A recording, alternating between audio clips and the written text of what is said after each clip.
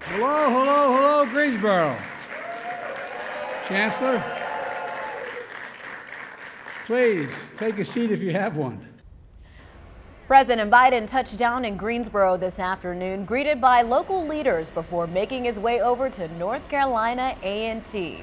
His focus applauding the nation's largest historically black university and their focus on STEM and clean energy, as well as highlight the economic growth Greensboro has made. WFMY News 2's Ben Briscoe is live on campus tonight. Ben, Greensboro in the big spotlight today.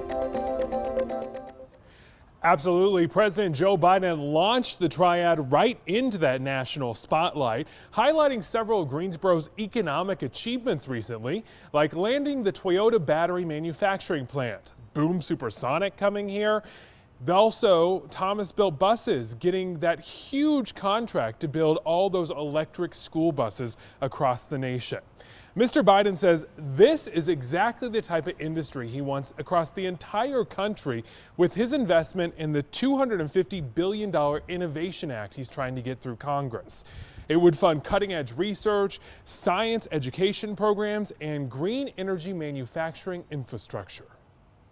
All these investments in infrastructure, research and development, and making it America are really about one thing: empowering more communities to do what you're doing here in Greensboro. It was invite only, mostly local business leaders like the vice president of Toyota's North American operations and politicians from our area such as Governor Roy Cooper, Greensboro Mayor Nancy Vaughn, and Guilford County Sheriff Denny Rogers.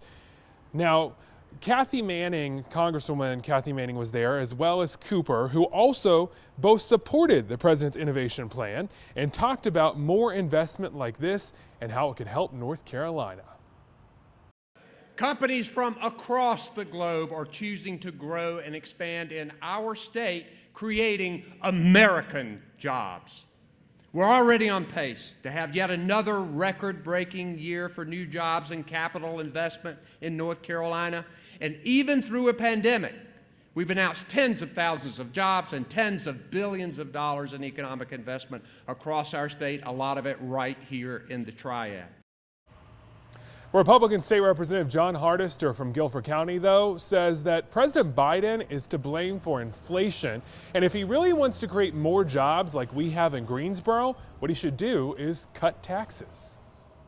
Biden's proposal for Build Back Better and his budget proposal would spend trillions of dollars more. It would raise taxes. It's not going to work. There's no way that's going to get inflation under control. You heard me say that a vice president from Toyota was out here. I asked his opinion. What does he think of this plan? Will it create more business? You can hear about that coming up at 6 o'clock. In the meantime, you can get the president's entire speech from out here today up on WFMY News 2's YouTube page. Ben, thank you. Guilford County Commission Chair Skip Alston helped welcome Biden when he got off the plane today. He showed the president a picture of the Greensboro Four, responsible for sparking the sit-in movement at Woolworths in downtown Greensboro in the 1960s. Governor Cooper was also with the president, boasting about growth in Greensboro and across the state. He also honored the Aggies in a familiar way. Aggie pride! Aggie pride!